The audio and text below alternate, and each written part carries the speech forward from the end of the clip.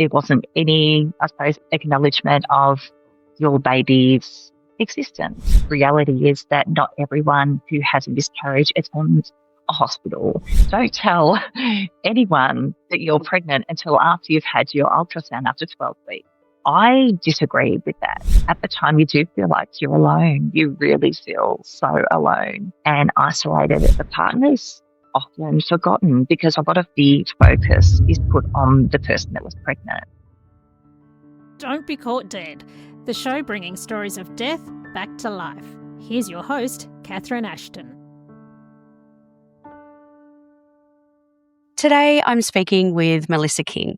Melissa is the founder of Miscarriage Information Support Service Incorporated, or MIS for short. MIS is a not-for-profit organisation that was established to provide information to anyone who has been impacted by the loss of a baby through miscarriage or early pregnancy loss. They aim to raise awareness of miscarriage in the wider community and its impacts on women, their partners and their families. MIS was established in 2012 as Australia's first miscarriage-specific information and support service. They provide online information service and have developed free resources such as care package bags, flyers and resource cards to encourage people to access support after miscarriage. MIS also aims to provide wellness programs for anyone impacted by miscarriage, early pregnancy loss to improve mental health outcomes. MIS liaises and works closely with a number of health and community organisations. Thank you so much for actually being with us today, Melissa. It's a pleasure, and thank you so much for having us on your podcast. So tell us a little bit about how you started MIS, why you started it. For me, I already know the story because we actually have a personal connection. Our sons went to school together on the peninsula. But share with others how you started this support service. Sure. Well, back in 2011, my husband and I found ourselves pregnant, expecting our third baby, and it was such a shock to us when we went to our obstetrician and found that our baby had no heartbeat. So it was an absolute shock, and I suppose something that you don't expect or even consider might happen. So just through that experience and also through attending appointments with professionals and GPs and also going to a hospital for a procedure, I just found that when I left and through all stages, I was given no support information. I didn't know where to go to access any help. I wasn't sure who to call, what to do. There was really no pathway to support me through my experience. And I went searching for information and looking at different websites, Googling what to do, what to look for. And I also did a lot of reading at that time, just trying to find out how other people have coped through their experience. And what did you find out during that process? What were the sort of things that you learned? Look, I found that there was no specific service for early pregnancy loss. There were definitely other services for other types of later pregnancy loss, but nothing for early pregnancy loss. So I thought something needs to be done just to help other people that are in the same situation that my husband and I experienced, because there was really, no supports offered to me, no information given to me. So in terms of physical information and things like my procedure, that was definitely there. But in terms of emotional support, there was really nothing at all. So I wasn't sure where to go and what to do. So I spoke to my husband and also my family and also my friends and just, spoke to them about setting up a not-for-profit organisation to help people after early pregnancy loss emotionally, and to also lead them into support services. So basically, Miscarriage Information Support Service was formed in early 2012, and we set up a committee of management And we and we started to meet with other services to find out what other services were offering, just so we could complement and work with those existing services that didn't have a lot of information about early pregnancy loss. And tell me, you mentioned that you focused and you found that there was quite a gap in early pregnancy loss, but there was other organisations that you were meeting with when you were trying to work out where you fit within the niche. Can you explain the landscape for someone who may be unfamiliar with what the landscape is and what is early pregnancy loss? Sure. So I might begin with early pregnancy loss. So a definition of early pregnancy loss is a loss prior to 20 weeks conception, and a loss that is after 20 weeks conception is normally called a stillbirth. And a stillbirth is anything from 20 weeks onwards. And there are services. So at the time when we were setting up Miscarriage Information Support Service, I reached out to Red Nose, Grief and Loss. They've worked in this stillbirth and also the loss of an infant or child. So we worked closely with them when we were setting up our services, because they have a support line that people can call to speak with a counsellor. It does include early pregnancy loss, but our committee felt that there was this gap for people that had suffered early pregnancy loss, because often with early pregnancy loss, you may not know if your baby is a girl or a boy. You may not have a name for your baby. So it's hard I suppose it's a different experience, early pregnancy loss, because you don't get a birth certificate, you don't get a death certificate. There is no, I suppose, or back then at the time when we were setting up this Miscarriage Information Support Service, there wasn't any, I suppose, acknowledgement of your baby's existence. The positive thing now is the births, deaths and marriages do have a certificate that people can access for early pregnancy loss, which I think is just a wonderful thing that's been brought in, so people can actually have, I suppose, an acknowledgement that their baby did exist. I can't believe that it's taken so long to have that acknowledged. What are the sort of challenges that you found when you, obviously it was from your, fed through your own personal experience of it, but why do you think that it took so long for people to acknowledge the importance of early pregnancy loss? I think there was not a lot of information about how early pregnancy loss can affect people emotionally. And I suppose it possibly wasn't seen as significant as a person that experiences a stillbirth or other type of loss. And I just feel it was just missing, the acknowledgement for the grief and that process of trying to find out, where to go, what to do. And I think it had probably been forgotten. Whereas now, currently there's a lot more acknowledgement of early pregnancy loss. And also there has been some funding that's been, I suppose, put towards some early pregnancy loss services, but look, there is still a long way to go. What are sort of statistics on how many people suffer from early pregnancy loss? Because I'm assuming that, is it something that we have the correct stats on? Like, is because of the stigma and the fact that it took us that long to actually even acknowledge it as a significant loss in an administration way? Talk to me a little bit about all of that and the layers that puts on things and the stats, and are they accurate? Absolutely. Well, the figures that they suggest are that 1 in 4 pregnancies ends in early pregnancy loss. However, there have never been any statistics taken. So it really has been a guess of what the actual, number is. Is it 1 in 4, 1 in 5? There is now some work being undertaken in regards to taking statistics to get a clearer, I suppose, picture of what the actual number is, but I would suggest it possibly is 1 in 3 pregnancies, because what it doesn't at the moment, if someone might have an experience of an early pregnancy loss or miscarriage, that there are many other people that have multiple losses. So they could have, 3 early pregnancy losses, 5, 8, 10, 12. I mean, for some people, it is absolutely devastating, the lengths and the number of early pregnancy losses that they experience.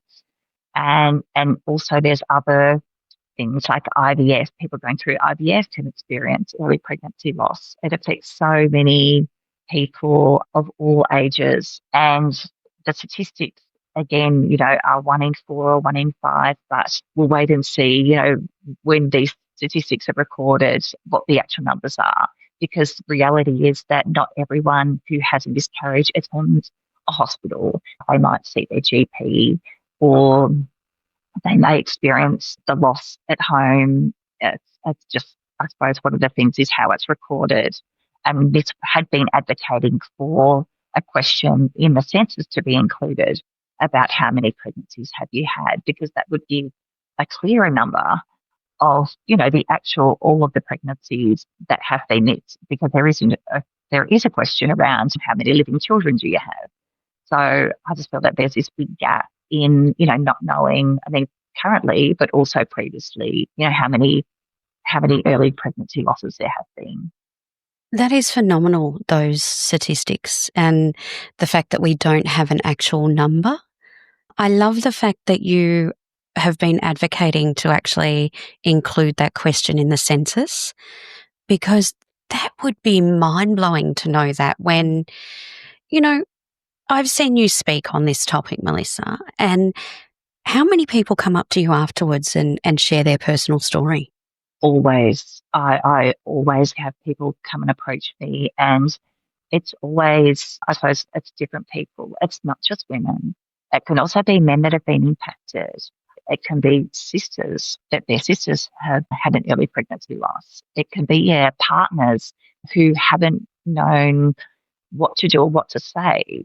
But the reality is the loss impacts them as well. So that's one thing. It's not just about the person that's had the early pregnancy loss. It goes much further. It's about, that person, the partner and the family, and also children can be impacted. We're looking forward to meeting their little baby brother or sister, and then there is no baby. So it's, very far reaching.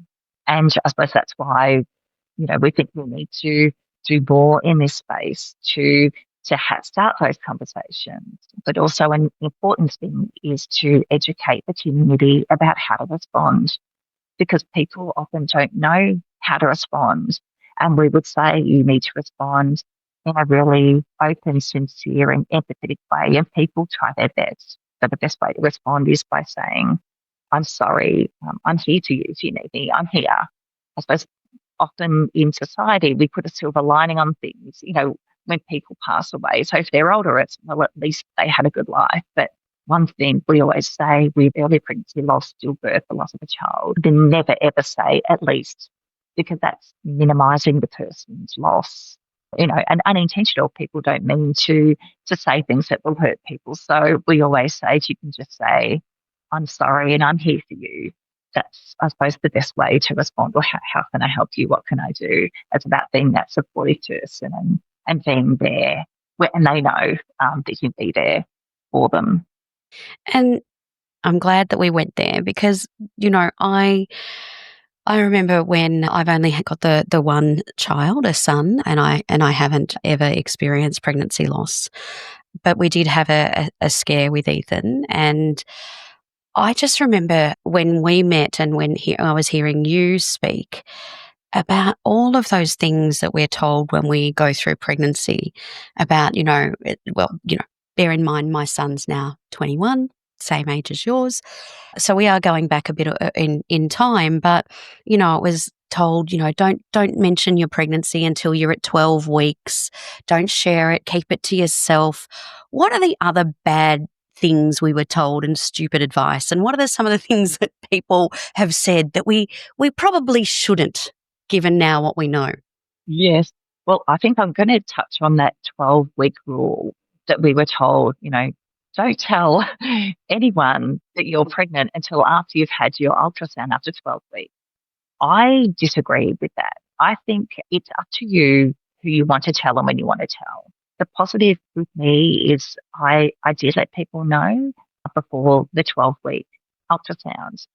And so when we had the terrible news that our baby had no heartbeat, and I let those people know, well, they already knew, then they shared their experiences with me as well. Or they knew I wasn't left isolated with no one knowing. So look, it really is an individual thing for who you want to tell if it is your family. Look, and some people do wait until that ultrasound. But I suppose if there is a loss, it's a lot harder to, let people know because they never knew and didn't, see you experiencing that joy of being pregnant. Where did that advice come from? Was it obviously based in medical kind of, land that they decided that it was 12 weeks and, but the impact of not sharing that, and then if you have a result that is not, where you thought you were going to be, even if there's complications along the way, like it's not an easy ride at any stage along a pregnancy, is it? Absolutely not. So the more you can gather your crew, I think that the earlier the better. I totally agree with you. And I think it's up to you who you want to tell, whether that's, close family, close friends, or I know for a lot of people, they might announce it if it's coming up to Mother's Day or Father's Day and they're still below the 12 weeks. A lot of people will announce it on those days. And I think that's great. Yeah, it's an individual thing, but if there is that loss again, then you do have this knowledge that, that people are aware and, when you are grieving, that they will understand and know what you've been through and be there for you as well. And tell me, what are some of the stories, if you're comfortable sharing, about other people who have gone through similar experiences, and how have those stories informed how you've developed what the services are that Miss offers to the community? Sure. Well, I will share one thing. I've got here the Miss ebook. So this is a little card, and then you open up and scan the QR code, and that takes you to an ebook of 13 shared stories of parents. And that includes early pregnancy loss, stillbirth, termination for medical reasons as well. Like, it's a fantastic read, and it's about the stories of those people, but also how they coped through those times and also how they looked after themselves. So it's a really important tool. And one thing that we found is the stories go right back many years for the people that wrote them. So back in the late 60s, they were told not to, get on with it. There was nothing back then. It was get on with it. It was really, this thing is normal. Well, it may be a normal occurrence, but that doesn't mean that there is no grief. And no grief with the experience. And what the stories in the book do was show the different, I suppose, services and things that people access during that time, and I suppose, what they found most beneficial in helping them with their grief as well. But there's different stories of, I suppose, how people have really helped to move on with their lives. And that doesn't mean that you forget about your baby, because your baby will always be a part of you. But I suppose it's knowing that we have to live in our life, but how to honour and remember your baby while living. And tell me, what is a sort of, in those stories, is there a theme or a series of, or what is the stigma associated around early pregnancy loss that people have experienced during those different experiences and stories that you've shared? I think it's been, a lot of people have had, even medical professionals probably say things that weren't supportive, that were dismissive. And I know that there's amazing work being done, especially with universities and in the medical profession, about educating professionals about how to respond, what to say, because back then it wasn't, that emotional side was never spoken about. So it does, some of the experience do talk about that lack of empathy from some of the medical professionals. But as I said, now there's this whole lot of education going on in that space. just so, those people can be aware of the emotional side. So that is, I suppose, one thing, but saying that not everyone experienced that. On the other hand, there are stories that people had absolutely wonderful supportive experiences from, GPs to nurses, in the hospitals and that access care afterwards as well that really benefited them. But we just found that most people didn't have any information or resources. They didn't know where to turn, what to do, especially if they were in a hospital and they left not only without their baby, but without any information or any pathways to getting support. And can you just sort of map that pathway out for someone who may never have been through this experience of pregnancy or early pregnancy loss? Like, what does that look like? Like, you went for a checkup with your husband, and I'm assuming that's how you found out the result, that your baby didn't have a heartbeat. Like, what happens from there? Yeah, look, there are different types of ways to manage it medically. So some people might be told to go home. There is a procedure that you can have done in hospital, just I suppose to quicken that process. Or there's also medication that can be taken, but that can be a drawn out process waiting for that to happen. So there's what's called a D&C. That's when you go to hospital, and basically what they do is a procedure, and that is normally, I suppose, the quickest way, because some people can't cope with the fact that they're having to still, people are coming up. I know it happened to me. It was my daughter's birthday party and, we told people obviously that we were having a baby, and on the Thursday was the day of our ultrasound, and we went, and obviously had the terrible news. And then her birthday party was the Friday. So on the Friday, I had, wow.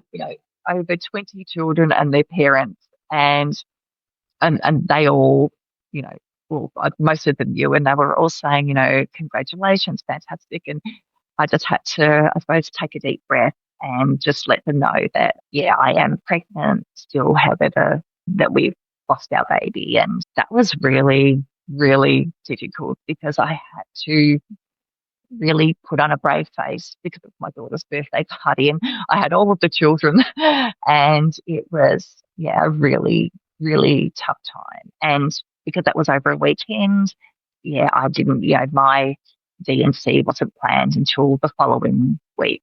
But for other people, there is medication that can be taken, but it can be a longer process. And I have had, people contact me about that, and it's, I suppose, a waiting game for how long that might take. And Melissa, you can tell me to sod off. You don't have to answer these questions at all. But how did you know, that is a really challenging contrast between, a children's birthday party that you're having to, have 20 kids there to celebrate your daughter's birthday, but yet knowing that you had another child that was unfortunately not going to celebrate a birthday.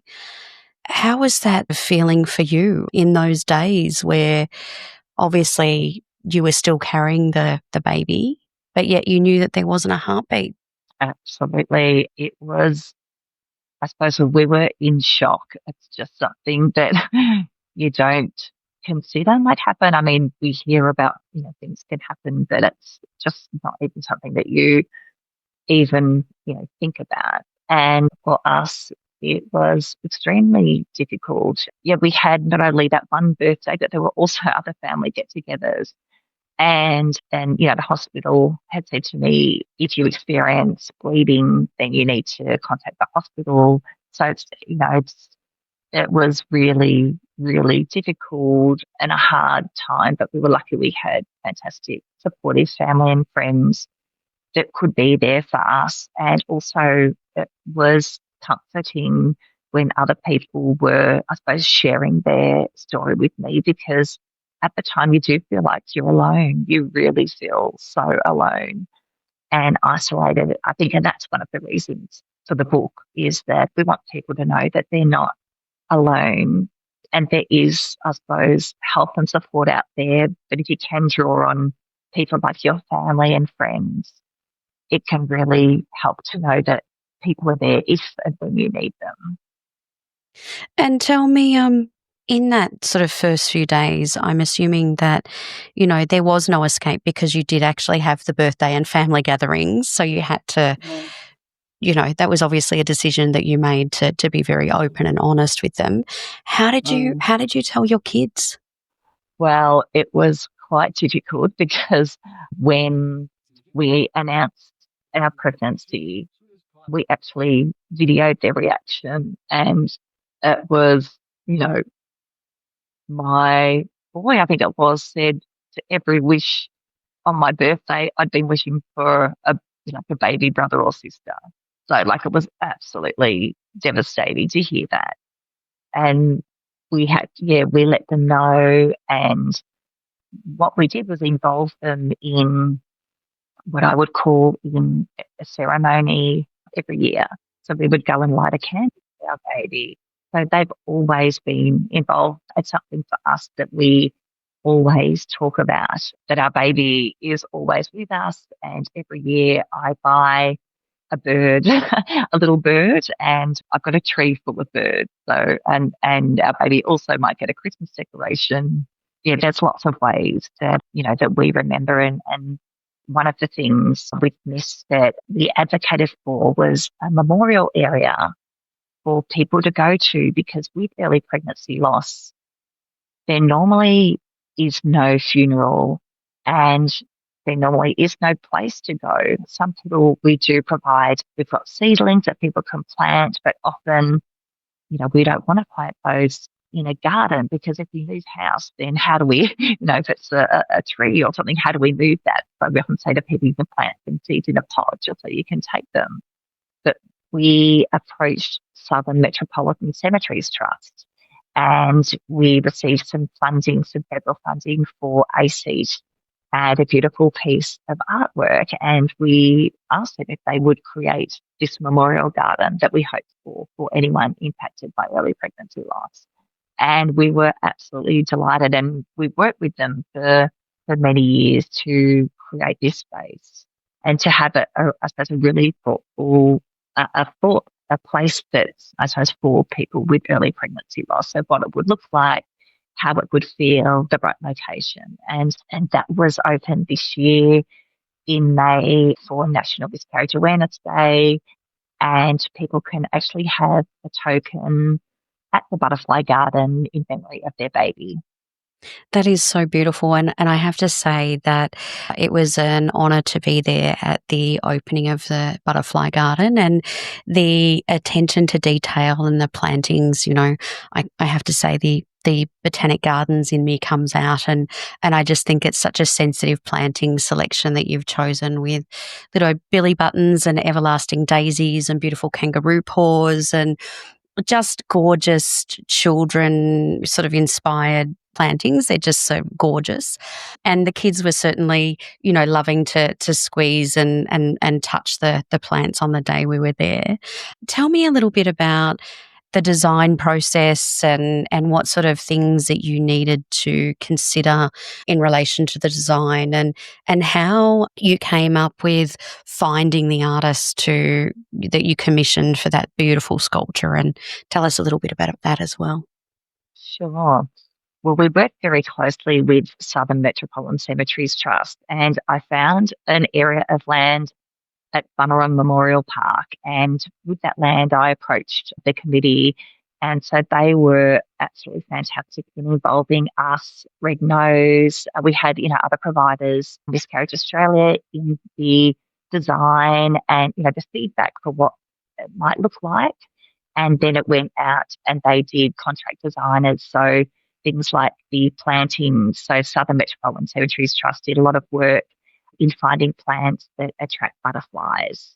So, and it was named the Butterfly Garden. So it's a beautiful place. We wanted to incorporate, I suppose, some curves and spirals like the Miss Infinity symbol, just for that everlasting love that it keeps going on. And so that was also incorporated into the design. And for the grant for the artwork, we always said, when you've got your baby or when you lose a baby, they are forever in your heart. So we had Bridget Dawson and Melissa Turner. They're from Melbourne Murals, and we gave them a design of what we wanted. So it was a big heart shape. So it's something that if you wanted to, you could actually have a selfie through the heart, covered in beautiful healing gemstones. And it is made with mosaic mirror. So it's those shattered pieces of mirror representing those shattered dreams for your future. It is such a beautiful garden. Can I ask how you came up with the name Butterfly Garden? What we did was at the event for National Miscarriage Awareness Day in 2024, what we did was ask the community, so the people that we're connected with, that Southern Metropolitan Cemeteries Trust, they have obviously a lot of organisations who also they got feedback from. And I know one of the people that put Butterfly Garden on the tree. What we did was we all wrote them on a little heart, I think it was at the time, and we hung all the names on a tree. And there were so many different names, but basically it came down to a short handful. And then there was that consultation with the community. And the name that was decided upon after all of the consultation was the Butterfly Garden. And the tokens that you can have in memory of your baby are on a chrysalis, which is like a cocoon shape. So, that's the beauty of having, the butterfly garden. It's reflecting in all aspects. Yeah, from the plant to the different stands that the tokens are on. So it was definitely a long process because we wanted to make sure that we consulted with all communities. And the butterfly garden was definitely the right choice.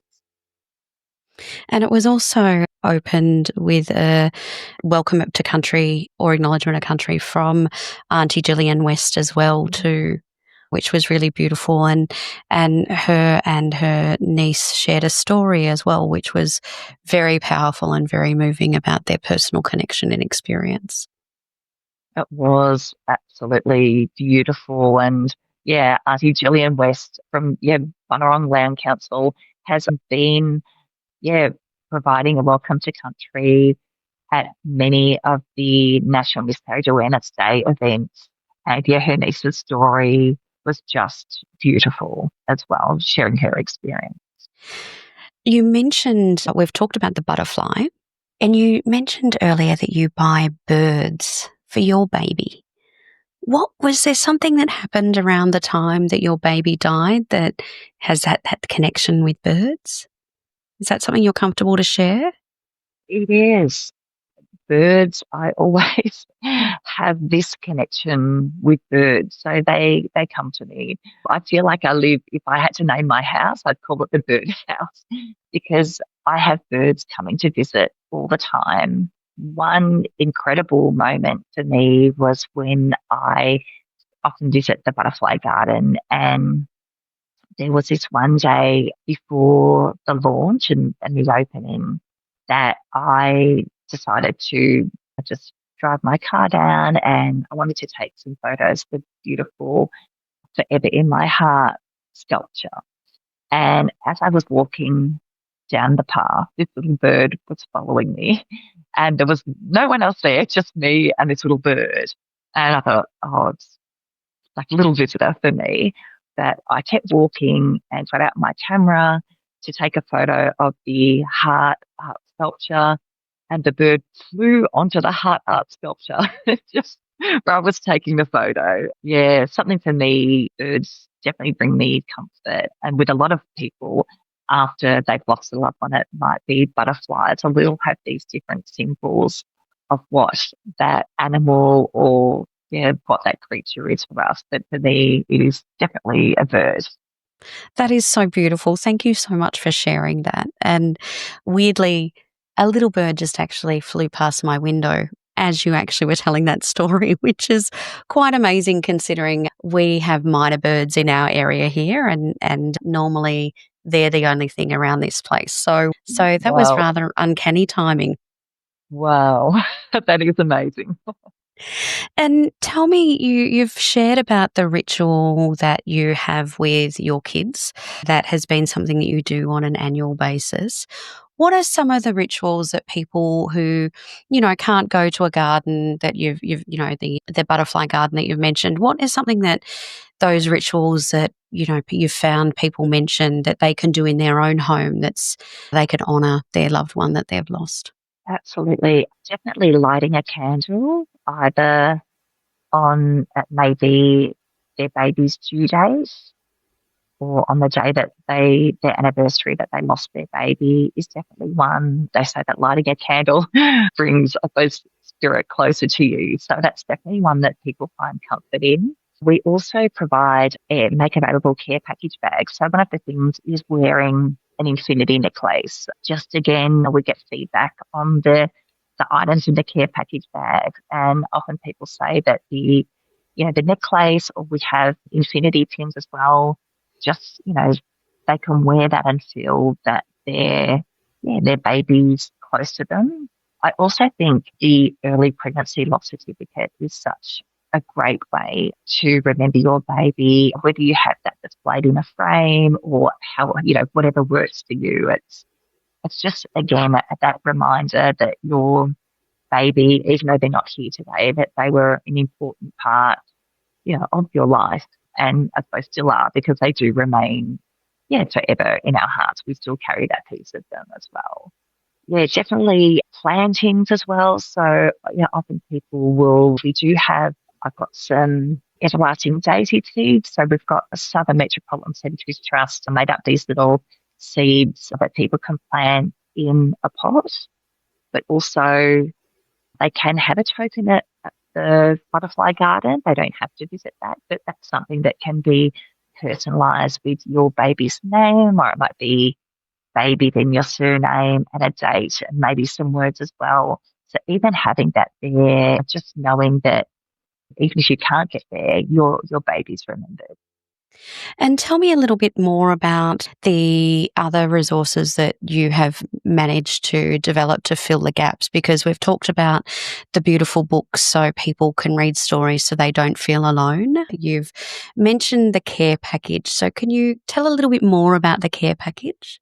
Sure. So we have care package bags full of information. So one of I suppose, the main things for me and the committee in developing information was to have hard copy resources, because there are resources online, but sometimes, especially if you're on social media, so Facebook or Instagram, and you've just lost your baby, you may not want to go onto social media because people are announcing pregnancy and they're posting photos of their babies and their little ones. So for us, it was really important to have something physical that they could take away, so resource. So we do have. Can I just say that's amazing, Melissa, because, it's that classic algorithm, because if you've been expecting a child, your whole algorithm will be geared to babies, pregnancy, all of that sort of stuff. So that's the last thing you want to be confronted with. Exactly. That is so clever. Exactly. We just felt that it just, it's often people might go off social media, but like you said, they're getting different things. They may have signed up for, baby, baby newsletter. I mean, it could be anything. And it's I suppose it's just not what you want to see and feel. And I mean, of course, you're happy for other people and their families, but it can be really difficult and so emotional, and it hurts. It really, really hurts. And, seeing all those things or having those emails, sometimes you just need some time to yourself to grieve, to grieve that loss. So we have an information flyer. We've got also one to the family. So that's, about what to do and say. But we also have, this one's for the partner. So for the partner's often forgotten because a lot of the focus is put on the person that was pregnant. And we just felt like it's obviously it's about that person too, but it's also about the partner. So they're grieving too. And I do, know of stories where it's affected the male much more because, they weren't included. It's, this person, that person, but they're sort of the partner's ignored. And that's something that we didn't want to have. So even in designing our colours for this, we wanted to go the yellow, also because you don't know if your baby was a boy or a girl, but we wanted to make this accessible by men, women, all sexes, and make sure that this was accessible to everyone. And that's why, we've also called it partners. It's really important because it could be people having IVF. So we wanted to make this accessible for everyone. It makes it very gender neutral, which is really important in this space. Absolutely. And with the information, it also, for the partners, just gives them things that they can do as well. And for families and friends as well, it's, it gives a list of helpful things that they can do and say for the people impacted. So it's just, making sure that we remember both, both people involved. And Melissa, do you mind reading perhaps like one or two things out of each of one of those? So perhaps the partners brochure, and we'll have links. These are all resources on your website, aren't they? Absolutely. So we'll have all of this in the show notes together with a link to all of the other resources that have been mentioned. But if you can read out the one for the partners and then followed by the one for the families, just so people at home can get a feel for it. Even though miscarriage and early pregnancy loss is a shared experience, each person may respond and grieve differently after the loss of their baby. As a partner, your role may be complex. As while you are still grieving yourself, you want to support your partner. It may be a stressful time as you may have additional responsibilities and you both may be under pressure to work. The silence that surrounds miscarriage can also make this time extremely difficult, as often family and friends do not know what to say or how to respond. Experiencing the strong emotions of grief and loss can also be very challenging for you, and as a shared experience with your partner, there may be times when you find it difficult to find the words and actions to support each other during this time. It can help to acknowledge your partner's feelings and to understand that everyone grieves differently. So that's for the partner. Wow. That's such a reassuring thing to be reading at that time, because it is a very unwritten space and certainly it has been historically a very taboo subject. It has. I can't thank you enough for sharing your story and being really open and honest with us today, Melissa. Is there anything else that you feel that you'd like to share? I'll just have a look here. I've got one of the care package bags with me, so I thought I'll just run through some of the... That's great. That's really, really good. They do vary, the care package bags, just because we may be funded for a product in a certain area, but what we do is put on the website what's available at the time in the care package bags. So, and that's actually a really good point to raise. Like how are you funded? You're a not-for-profit charity. You're supporting a clear gap in society at the moment of people who are underserviced and under-supported. And so how do you get the funding? It has been really difficult. So we definitely have applied for federal funding and over many, many years. And then unfortunately we've not received any federal funding and also no state funding. We do apply for small grants through the community. So through Frankston City Council, they recently funded some affirmation cards and also the Infinity pins, which is great. Mornington Shire also funded an information card for us.